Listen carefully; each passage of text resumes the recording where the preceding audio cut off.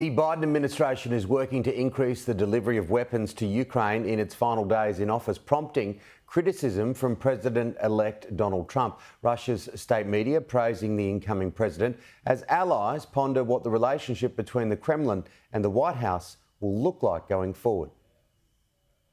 As Ukraine's air defense frantically fights off yet another massive Russian missile and drone attack,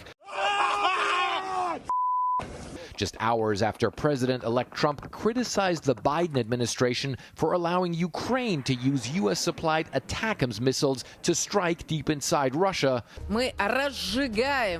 Kremlin-controlled TV praising the incoming president. More absolutely sensational news, the host says. Donald Trump condemned the use of ATACMS for attacks on the territory of Russia. He asked quite a natural question. Why are we doing it, and what are we trying to gain from it? He then answered, we're just fueling this war and making it worse.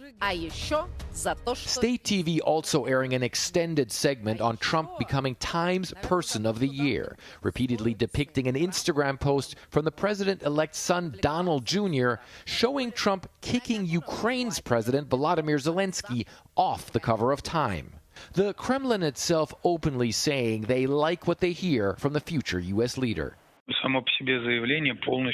The statement itself completely coincides with our position, the Kremlin spokesman said. So in this case, we share the same vision of the causes of escalation. Of course, it appeals to us.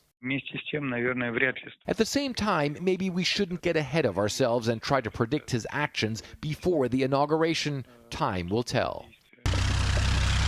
Right now, time doesn't appear to be on Ukraine's side. Russian forces making major gains both in the east and in the southeast of Ukraine, threatening to take several key towns in the Donbas area.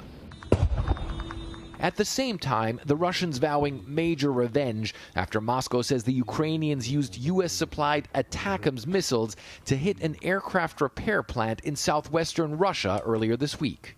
As the Russian capital rings in the holiday season, some folks we spoke to were skeptical about Trump's diplomatic initiative. Он тоже сказал, что он хочет закончиться война в Украине. Вы думаете, что война может скоро закончиться?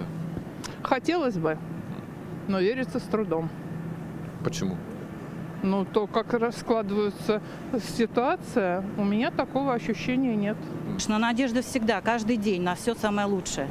Что наконец-таки это безобразие все в мире прекратится. Не только вот между нашими близкими странами, потому что мы Украину любим, и они нас любят. Что касается Трампа, да, он может, конечно, помочь, но будущее России будет зависеть от того, в каком состоянии находится сейчас Россия и в каком состоянии будет находиться через какое-то время Украина. For the time being, the situation in Ukraine appears to be escalating, Russian troops pushing forward as the Ukrainians struggle to hold on.